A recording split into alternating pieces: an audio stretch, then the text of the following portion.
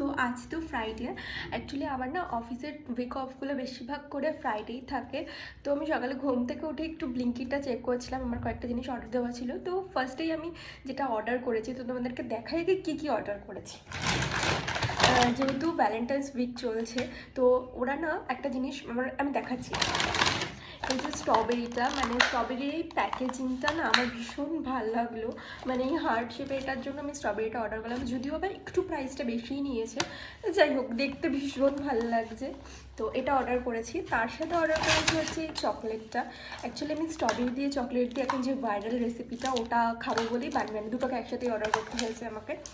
তার সাথে আমি যেটা অর্ডার করেছি সেটা হচ্ছে এই মিল্কি মিক্সডের স্ট্রবেরি ইয়োগার্টটা।